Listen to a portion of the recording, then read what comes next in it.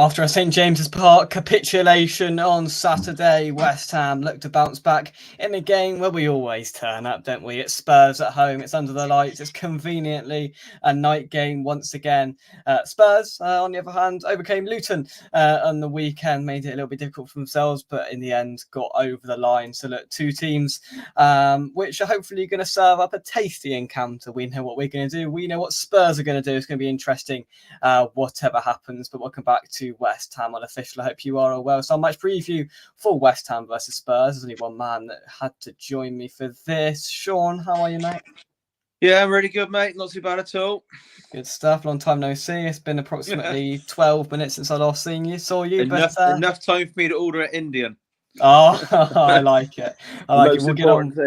We'll get on with this then. So, look, give us a quick dissection of Spurs' season then we spoke obviously in terms of this fixture in December, but what's happened since then? Was it December, was it? Yeah. Well, I suppose Spurs season to talk about probably started a bit before that. It's been very stop-start. We had an amazing start, obviously. Then we had that Chelsea game where we had 2 sent off, 2 serious injuries. So that blunted us straight away. Then I think a couple come back and then another sending off. Then we come to January and then we had the African Nations, the Asia Cup. So it's been very, very stop-start, which means we haven't clicked in many games. There's only a couple of games this season where I think that's a complete performance. One of them was probably our last away game against Villa a couple of weeks ago. An example of the stop-start, this is probably like Bissouma. He had a very harsh red card versus Luton. I think he's the only player in the Premier League to be sent off for simulation on a second booking, which he didn't really want. Really a big dive, but he went down a bit easy, booked and sent off. You don't very often see that. That was his second red card, so I think he got a 4-match ban for that. Then he went off to African Nations, and I think he had a bout of malaria when he was there. Do you know what I mean? So that's an example where how the season's gone. I touched on it earlier. We're now in April, and we're still don't look like we're totally clicking. We have halves in games where we look sluggish, but still creating chances. So even though it's not clicking completely and don't look rapid doing it, like fluent, we're still creating chances. Probably missing more than we should, but quite good chances where we might not hit the target, things like that, where we should be better. But then we quite haven't come out in the second half with the changes. Like, I'll be honest, our bench at the weekend looked very, very strong. We've got no excuses of injuries, suspensions now. Our bench at the weekend, we brought on Højbjerg, Bentancur, Richarlison, Brennan Johnson. Do you know what I mean? We got firepower to come off the bench. We've got quality midfielders to come off the bench. There's no excuses there. But like I said I don't think I can name my best team.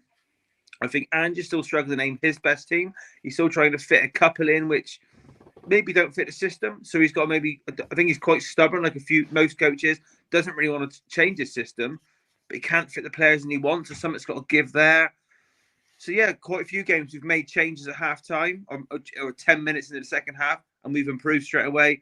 We've had quite a few comeback goals. I don't know if this is still the case. A couple of weeks ago, we conceded more than any team late on and scored more than any team late on. So don't leave the ground in injury time. That's one thing I'd say. So yeah, it's been stop-start. It's been an entertaining season on the most part, but I've said since the day one of the season, it's probably more about next year. We are a work in progress, probably more than any team in the league, I think. So to be in 5th in April and a massive work in progress, I think you've got to be happy with that on the whole, really. Yeah. I think that's fair enough. Look, I mean, Ange burst on the scene, and it was rather entertaining. And obviously, everything happened with that Chelsea game was a complete knock-on effect into the rest of the season. It just seems like this is just an element of disjointedness in the team selection and just sort of making things click, which isn't happening every week. We'll comment more in just a second. Evening to everybody who's rejoined us. Michael, if I click on the comment would help. He says, "Welcome back. Our front three will give any defence again." You could add Antonio in that as well. Listen, if they're all going to be there, if you're going to have Antonio up front, Bowen on the right, Kudus on the left, and Paqueta just behind, it's a very good front four, and you'll struggle to find many better than that. But the issues don't come there. The issues come behind it, unfortunately, and that's where my concerns begin. Every game we won this season, we have failed to win the reverse fixture. Make of that what you will. 3-1 to Spurs. Now, if we were, I mean, to be fair, the game at Spurs was a little bit bizarre. Don't quite know how we won it, to be totally honest. We could have been 5-0 down inside 25 minutes, but not to be. And a couple of rather lucky incidents resulted in us winning that game in the end. And look, I'll be incredibly shocked if we do the double overview this year.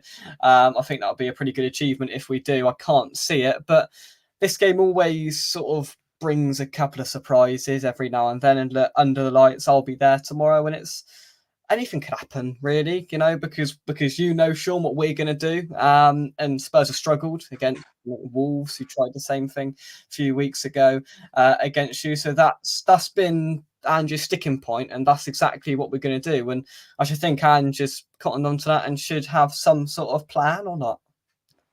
No, he won't. He will. He won't change. He will. He don't. I've said a few times, teams have scored the same goal against us 4 or 5 times now. Dog's off. August fuming that you scored the same goal against 4 or 5 times, and I'll go in a different room now. And he won't change. It's and the problem is, oh, bloody hell. It's the goals are caused by the fullbacks pushing on, and they don't just push on. They push in and go through the middle. They go where they want to go, and it leaves us open to a counter attack. And I'm sure Moyes has watched it. It can be a diagonal ball. Like you could pick it up on left midfield, and your right winger, which would probably be Bowen, would be on and diagonal ball go across, and then it just drags the defence on, and before you know it, it's 3-on-3, and that's how we play. I don't think Ange won't make any changes because you're quite good on the counter. He won't do it. So look out for that ball tomorrow. If we lose it anywhere around your edge of your box or something like that, the long ball's on. It will be on. And like Udogie, a big fan of his, he'll be up trying it around the box. He won't be back standing next to our left centre back, whoever gets picked. So let me go back in the other room. Yeah, he won't change it. So don't think he will, because he's not. I don't think he's the coach to be that bothered about what West Ham might do. He didn't make. We went to Man City. But go on.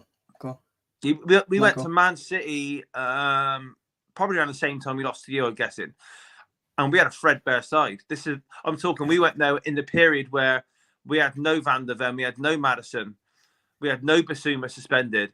He went toe to toe, and we drew 3-3. So he's not gonna worry about Paqueta being pretty handy on the ball in good form and Bowen getting past our centre back. He just won't make that defence-minded change. I just don't think he's going to do that. But does it not just for you personally? Does it not frustrate you where you've conceded that goal 3, 4, 5 times this season? That make a small alteration to the fact is that look, that's where we're being carved open, and that's what we need to change to stop us conceding goals, because I can't see us running through you unless you do fullbacks push on, which they will do. If you leave gaps open, we'll exploit them. But if you're just a little bit more switched on about it and a little bit more conservative, if you just push them back a little bit, you're a better football team than us, and you'll score more goals than us. That's where we're going to score goals, by exploiting you pushing way too far up. That's the only way we're going to score. Does that not frustrate you? It frustrates me conceding the same goal a couple of times. It's worth if you're bored going and looking at these goals. There's been a few, and they often seem to come from the attacking team's right side. I think he plays the football that he wants to go out and score, go 2 and 3-0 up. I said earlier against Fulham, we were 3 down at half time. We should have been 2-3 up before they scored. I think Ange plays a way where he'll rely on it going the other way. So we'll kill the game early. I think in time he might have to tweak it very slightly. I don't think he's 100% happy with the midfielders he's got yet. I think we've got quite a bit of money to spend in the summer again. So I think that's an area he will look at. He also relies heavily on having very, very fast players. So I know they're not probably going to catch up with a Bowen, but most counter-attacking teams I've got quick players. If you've got a quicker defender, I think he kind of relies on that a little bit. It's not that the high line's an issue, because a lot of teams play a high line. It's a high line with defenders absent. Do you know what I mean? You can put, if you've got a back three or a back four and you're on the halfway line for 80 minutes of the game, you can defend it if you've got quick defenders. It's not a problem. But if your fullbacks are absent, trying to it's not even just overlapping. It's more a case of coming in field. What I will say on the fullbacks, because they don't push on, I think Porro's more likely to overlap, and I think Udogie's more likely to go inside. So you're more likely to see Udogie pop up in around the area. We're more likely to see Porro going around the outside of, say, whoever's on the right wing. It's an interesting one. We're an interesting team to watch and work out. I don't think we'll come out the traps as fast as we did against you at our place, because we come out 100 mile an hour, like flat out. Yeah, we haven't. Villa, we were good, but we didn't come out the traps lightly. We were good for 90 minutes, which it's been a bit rare, but we've been sluggish in a few home games. Like, it's almost like we look patient. Like, home to Wolves, home to Luton, they both play the low block. We've been a bit sluggish out the blocks. It's almost like we take our time. Obviously, you're the home team, and Moyes won't give a damn how he plays. He's got nothing to prove to you, your fan base at all. He won't care if he stinks the place out and takes a point or a 2-1 like you've got last time. So no, I haven't got concerns, because I think it is early days. I keep saying this, it's very early days for Ange. We're nowhere near the finished product. We're nowhere close to what he wants us to be. Yeah. I'll be honest, if we finish 5th, I don't think he'll be that happy with it. So we're nowhere near what he wants us to be. So yeah, I'll leave it at that. Great, good stuff. Before we carry on, let's see we've got in the chat. Usual suspect, good evening, Wincat and Ultras. Thanks for joining us, mate. Hope you are well. He says, not bad, thanks. Just watched Downs playing for Southampton. A good game. Yeah, I just saw the clip of them winning it at the end. Ipswich, some mental limbs behind that goal. A proper day of Championship football by all accounts today. Was it 97th minute? Yeah, I just saw the clip. Mental scenes. Trini says the whole game changed when he took Antonio off, and of course, no other tactics. Absolutely. Michael says we're West Ham, either win or lose big. Yeah. Now look, this tomorrow has got the capabilities of being Arsenal at home if Spurs click, because I mean they could have done against us, and in some games if they score 1 or 2 early, they'll just go, and I think they will do that at some point between now and the end of the season. I think they'll come out of the traps like they always do. They'll score 1 or 2 in the first 20 and they'll just steamroll aside. I hope that's not tomorrow, but I think it's coming at some point. I just think the way that you play and the way you come back, you can't keep missing these chances early on and then not capitalising. At some point, it's going to happen. I had a funny feeling it would happen against Luton, but it didn't. Or we could frustrate Spurs and we could do what we've discussed and do Spurs on the counter-attack. I don't know. Honestly, I don't know. Look, midfield is going to be key. No Alvarez in there for West Ham is a massive, massive miss once again. Dominate the midfield. You've got a really good chance, Sean, if I'm totally honest. Souček and Ward-Prowse will be the double pivot with Paqueta playing a little bit progressively forward. If you bully us in midfield, you win the game. Yeah, I don't know. Thing is, I don't know what our best midfield is. And I don't think the manager knows. Another player I left out a minute ago to come off the bench, Lo Celso came off the bench and was brilliant at the weekend as well. So, and I did look at, by chance, I actually looked at the bench in Newcastle West Ham game. Yeah. And I didn't think either bench looked very good in that game. So, I don't know if the first hour is tight or anything. I know for a fact we've got a far, far stronger bench. Yeah. I mean, no doubt about that whatsoever. Our bench is probably on paper one of the stronger in the league at the moment, now that everyone's back. You're right, it could be won and lost in midfield, but a couple just haven't, like I said, a couple in the midfield have had to start seasons. Go to Bentancur as well. I remember when we were struggling to get players on the pitch and we had all those bans and injuries, he come out of nowhere to start after his ACL. It was like, blimey, we didn't even know he was close to being fit. Had a couple of good games, then Matty Cash wipes him out. So then he's out for a month. Do you know what I mean? So another one, start. Now has come out in the last week on international duty. He's been playing with a broken toe. So that's so we've had to limit his do you know what I mean? So we've had a lot on stopping and starting. With a game, it was quite a quick turnaround. Then it's Saturday, 3:00, Tuesday night. We've got the squad to rotate as long as you're not rotating for the sake of it. I would, another one, Richarlison, he was been in good form, got injured, missed 3 weeks. I would make 3 or 4 changes from the starting lineup that beat Luton. I think the squad's quite finely balanced on quality. It's just about getting it's horses for courses, really.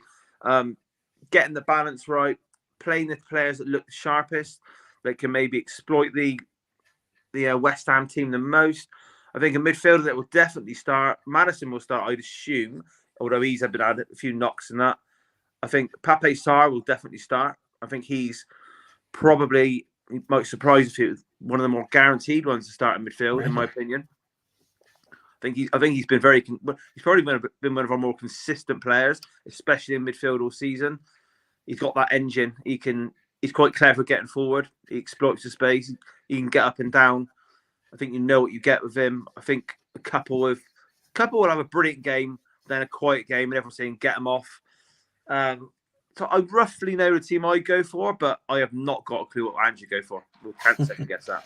Fair enough. Andy, thanks for joining us. Hope you are well. The Spurs high line is their Achilles heel. Ronnie says Antonio, Bowen, Kudus, Maketa worry me. Here we go. 3 of them players walk into our team. Oh, I'm sure. They don't walk in, but I think they're probably of a very similar level to what we have. Again, depending on how we play. So let's sort of walk through the front line then. So if you were picking tomorrow, are you playing a front 3, a front 4, a front 2? What are you doing? And then who? Well, we sort of play a 4-2-3-1, so 4-3-3, depending where you want to put Maddison, really. Right. Okay. So Maddison up. Who's your sort of 3 left wing, right wing? Right through the middle. It's a good one. I would go on the left wing. I would play Son, who's been playing up front the last month, but I would play him on the left wing in this game. I'd go Richarlison up front for this game. I think it's a game he hasn't played for a few weeks. He's come off the bench.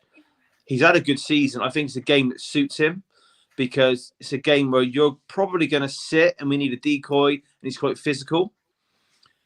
And the right wing is the right forward is a tricky one because Kulusevski was poor at the weekend. He's all left foot on the right. When I mean all left foot, you won't see a more left-footed player on the right wing in the league. He cuts in every single time. And Brennan Johnson's been class off the bench, so that's a tricky one. I've been a fan of Werner. I think he's done well as a loan signing, but he's mainly come on the left. So I would expect it to be, I would go Son, Richarlison, and Brennan Johnson as the front 3. That's what I would go for. I'm not sure if he will. He might just keep a Son up front. But I just think against your lot, we could do with just a decoy striker to just rough you up a little bit more. I think Son up front against a physical back 2 can be a little bit lightweight, a little bit bullied. Do you know what I mean? If he plays on the left wing, he can play wherever he wants. Do you know what I mean? He's not. He's as long as he's not out wide, stuck there. But I would go for Richarlison for this game. And whether people rate him or not, up to his injury, he's had a good season. He's scored probably more than some thought he would. He's assisted as well. He always works hard. If he's fit, he come off the bench the weekend. If he's fit, I would start him in this one. Yeah, I mean, from what I've seen, Son on the left looks a more prominent issue than through the middle, if it's me. And I think, you just mentioned there that he can get bullied down the middle a little bit. And look, if he gets himself into acres of space on the left hand side, he's an issue to any fullback. Son, he's proved that over the years. And look, he always seems to turn up against us. And to be fair, I used to be terrified when someone pick up the ball and he's running at Cresswell, and I'm like, oh god, just don't even bother, because you just know what's going to happen, and we've got to have a containing plan there to stop that. Because I mean, if you start those 3, you've still got Werner to come off the bench. I haven't seen any of him this season. I haven't watched any of Spurs, so I'm not sure in that sense. But from what you said, he's been decent. So there's a couple of other players which you've got to bring on the bench if needed, which we simply don't have. We've got Danny Ings to bring on, Ben Johnson. There ain't much else apart from that. Let's take some of your comments. Question for Sean. Is he confident Spurs defence can contain Boncus Antonio? So who will be the starting centre-halves tomorrow? Are there injuries? Would it be Van der Ven and Romero? I don't know. The quick answer to that question is it's not a straightforward answer because I think we've got world-class defenders, but we do concede too many. Yeah. If you take out any of our back 4, they start for most teams in the league, and I stand by that. And that's why they're linked to all the teams all the time. They're top drawer, but two of them are always wandering. Obviously, Draguzan's come in the last 2 games because Van der Ven had another hamstring injury. He was training. I think he was on the bench at the weekend. This is a game where I'd bring Van der Ven back in. Van der Ven at left centre back. So when I said about that diagonal ball that could be on all the time, Van der Ven's a faster runner than Jarrod Bowen. Do you know what I mean? If his hamstrings are fine, he's faster than Jarrod Bowen at running. So that's how Ange just has faith in that working, because if you've got a quicker defender, and he's a very, very good defender, do you know what I mean? I mean, like, he is one of the sign in the Premier League season, I think. But he has had a few injuries. If his hamstrings are healed, he starts. Porro right back. Porro's a good defensive right back, but he's a far better attacking right back. So it all depends on you're going to try and counter us, and if we're out of shape and out of position, and if someone like I don't know how deep Paqueta might be, if someone picks the ball out deep in your half and picks up one ball, and Bowen can run. And I think the Luton player at the weekend got a little bit of luck, because I can't remember what it was. The ball sort of bubbled over and Spurs defender fell over a little bit, so it just takes that little bit of luck, and then he's away and clear, and he'll square it for a tap in, because that's the goal we concede. Ball to Bowen over the top, 1-on-1 with a centre half. Just takes one little bit of luck and it's away. And it's not usually that ball fist across the 6-yard box. It's a ball almost cut back to them, sort of on the edge of the box, 12 yards out. That's a common goal we concede. So that's the goal to look out for. If you lose it, look your head up, look up to see if you've got that long ball on, because teams have done it. I've seen it quite a few times. I'd be amazed if Moyes hasn't worked on it. But yeah, we can. That'll be the back 4. I think. I'd be surprised. Van der Ven would have had to have a bit of a setback in training for him not to start, in my opinion.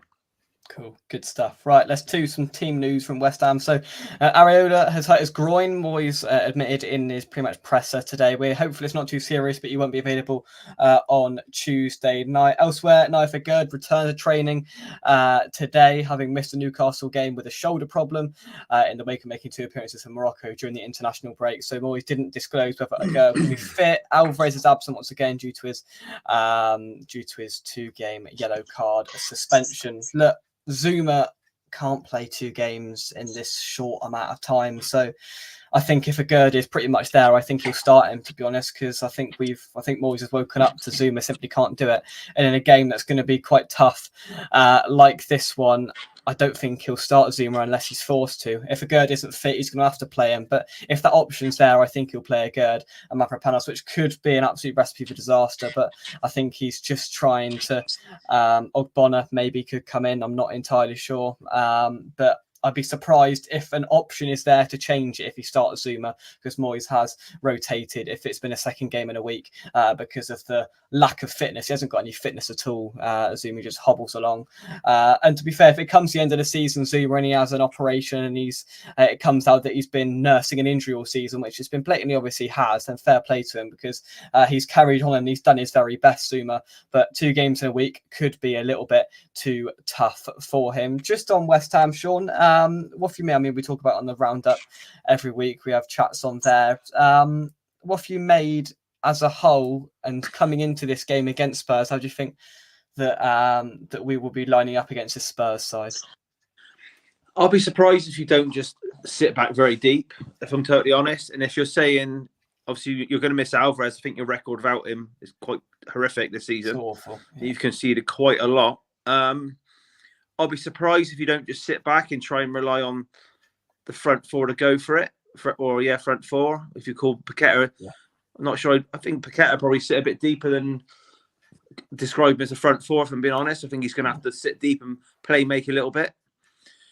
You don't have a lot of pace in the back, I don't think.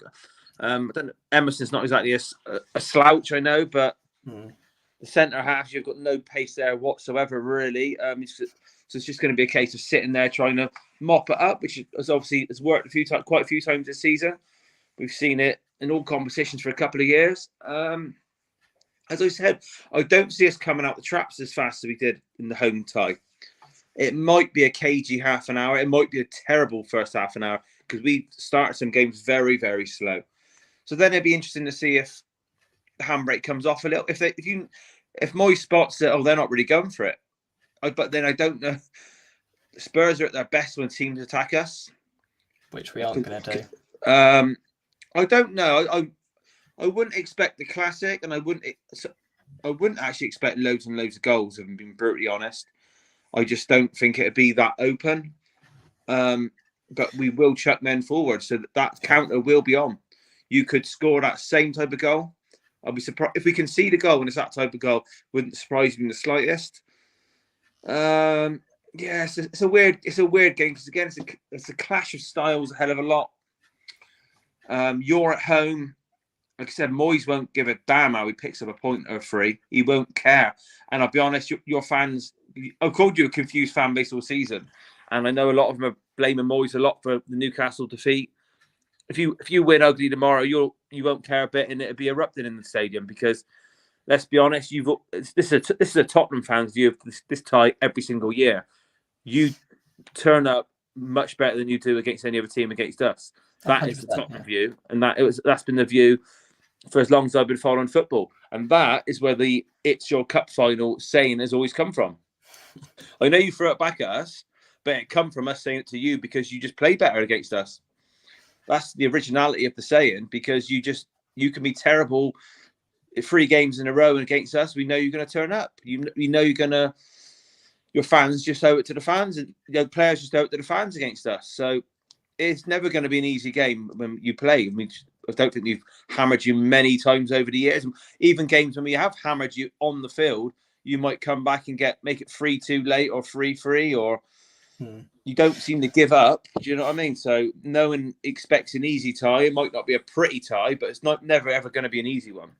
No, I think it's going to be quite an intriguing affair actually, because as you said, it's two styles clashing at the end of the day, and how we nullify your threat and how we try and push on and exploit the weaknesses that will be there with the way Ange plays, and how we're gonna defend it. And listen, there will be a lot of defending, and we will sit very deep in our own half and then try and beat deadly on that counter attack, and that's going to be the game plan. I can tell you that now. And if we deviate from that, I'll be incredibly surprised. And look, I think how the 2 teams match up, I'm quite interested to see how it goes. Actually, it should be interesting. And look, it's gonna have a feel of a European game there, as you said. We as a fan base always get up a bit more for this game because of that incentive of beating you and laughing at you, which we did in December quite nicely. And to be fair, I think it's been fueled a little bit more over the last couple of years, and it sort of stems from when you beat us a couple of years ago, when you had that party in the South Stand concourse, and it was all a bit bizarre. And it's been fueled up a little bit more in recent times, and because I think probably because we've been a little bit closer to you than what we have been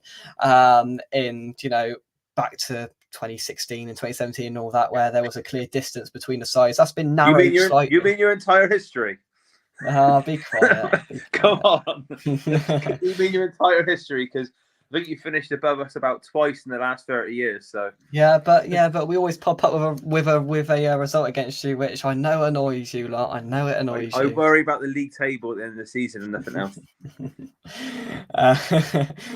Question for Sean. Here we go. 2 of our best strikers from outside the box against Spurs. The Obiang won the Lanzini colour. We always score a good goal against Spurs. I mean, there was a couple of lucky ones back in December, but it's been some hell of a goals. And Mark Noble did an interview with Jermaine Genius on for the Witch Shop, which I presume will be played pre-match tomorrow night on TNT. They had a bit of a discussion about Lasagna Gate and how Jermaine Genius said that reignited a bit of a rivalry there. So there's your Spurs fan calling it a rivalry. Whether you call Jermaine Genius a Spurs fan, that's up to you. Whether you claim him, that's up to you. But overall, there's just a bit more on it from our perspective, as we both know. We will turn up and it'll have that European feel. Hopefully, the crowd can wake up and we can have a bit of an atmosphere in there tomorrow night. Would be nice. And who knows what will happen. But Lasagna Gate tonight. Any dodgy lasagna being eaten in the vicinity of North London? I'm sure they got their own chefs tonight looking after the food. Right, Sean, a prediction then before we go. I'm going to be boring and say 1-1 because we haven't had many draws. In fact, have you got the league table in front of you quickly? Just to see how many draws we've had. Oh, I can have a look. I can have a look. Yeah. To be fair, that's the banker, isn't it? I think a 1-1 draw. I think it was. I can't go into games us being that confident at the moment, and I think You've Moyes would probably drew take a just draw. 5 all season. Drew 5 all season. Two of them are against Man City and Arsenal and United, so that's 3 of the draws. Yeah. I think 1-1. I think I'd be disappointed to lose because that means we got in a nasty pattern of win 1, lose 1, win 1, lose 1.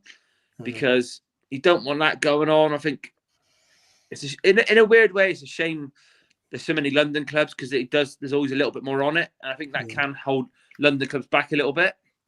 Do you know what I mean? Like, I'll go 1-1. Like I said, it wouldn't surprise me if it's a goal either way. I'm not expecting a classic. I'd like to think we look a little bit better from the start than we were against Luton. That's all I can ask for. Yeah, I think 1-1's the safe bet. It was that score at the London Stadium last season, if I can remember correctly. That was a night game as well. Souček scored in that one, and 1-1. But I've got to mix things up. I can't go the same as you. So I was going to go 2-2, but then I went, you know what, sod it, 3-2 West Ham. Limbs at the end. 3-2 West Ham. Why not? I don't know where I've got that from. We're without. I think that would be a very player. disappointing result for me because of our bench. Do you know what I mean? I think. Yeah. If the game's not going our way, I'd be disappointed if we didn't finish the strongest. That would disappoint me. Like if you got a late winner, for example, unless we had all the ball and you just counter because we put 10 men forward, whatever, which we might do. I think because of our bench, I'd be disappointed if we're not stronger the last 20 minutes. Fair enough. Sorry, I was just reading some of these comments. Usual suspect, West Ham 4-0 up with 10 minutes to go. Moyes brings on subs. We lose 5-4. Honestly, if I see Phillips come on that pitch, I might just walk out. Honestly, he should be nowhere near it. If we're totally honest, look, he's not in the right headspace mentally and physically on the pitch. He's just not there. He shouldn't be anywhere near it. He cost us the game against Newcastle. Look, you can say that he did. The game shifted as soon as he came on, and he shouldn't be anywhere near it. If I see him coming on or he starts, I will be absolutely infuriated. We've got a Geordie in the house. I'm sure you were very happy on Saturday. And going 2-2, 1-1, 2-2. I just went 3-2 to be a bit different. I've got no idea where that's coming from because we're without arguably our most important player to the way we play, and it's an Alvarez. But look, the one thing I will say is Newcastle, especially in that first half, didn't exploit our vulnerabilities in midfield. They kept giving us the ball back. They weren't very strong in midfield, and we got away with not having Alvarez there. I don't know whether we're going to do this against Spurs. Look, you've given me a little bit of confidence in terms of the maybe disjointed nature of that midfield, of who's going to be there, who could not be there in terms of Spurs' midfield. But that's the way you're going to get us, because a Ward-Prowse and Souček pivot is not anything to be scared of or even remotely petrified of at all, because it's dire. It's dire. 2-1 West Ham. Go on. Yeah, it's the disjointing thing's tricky, because if I told you the names of the players, like, I'm a big fan of Bissouma. I think Benson Coleman fit as top drawer, and I think they both get into your midfield tomorrow, but we just can't get that third man just doesn't seem to click in midfield. I don't know why. Like I said, Sarr will start. I think he deserves to start. Maddison, he doesn't stay up as far as you might think. He does drop in, pick the ball off the centre half a little bit, like a playmaker. So that extra midfielder, he could even go Lo Celso. I personally wouldn't. I think he's better off the bench. But it's that third midfielder. I don't know who he'd go with. I would probably think he might rest Bissouma and go with one of the others for this one, being a quick turnaround. We will see. Well, the one thing I hope for is VAR gets involved in no capacity whatsoever. I just rather they didn't get involved. If it's a bad decision, just leave it, please. I'm fed up of it. Just leave us alone. VAR in that sense. Let's have a fair winner with no controversy, please. We've had enough controversy in the last 3 months to last the whole season. So look, no dodgy decisions, a fair game, a West Ham win. Tottenham fans leaving on 85 minutes. That's what I want. Sean, some final thoughts? Yeah, as I said earlier, don't leave the game early. Tottenham have had a record. Right. No team in the league has conceded more late, and Tottenham, no team has scored more than late. So I wouldn't leave until the final whistle if it was me, but late drama is possible. Okay, I'll take your word for it. Unless if we're 2 goals down into injury time, I am leaving. But if it's in the balance, I'll stay till the end just for you, Sean, because you're pledging me goals late on. But yeah, it will. Listen, it's going to be an interesting game nonetheless. How it shapes up, I think, is quite unpredictable. But whatever happens, it should be interesting. West Ham stink out for a 0-0 draw will be mildly amusing because Sean will just get so angry about it. Yeah, thank you very much, Sean, for the 2 shows tonight. I'm not going to want you to enjoy the game tomorrow. I hope it's absolutely awful for you, but I'll speak to you soon. Okay, mate. Have a good one. From me, come on you irons, and we will see you soon right here on West Ham Unofficial. Thank you very much, and bye-bye.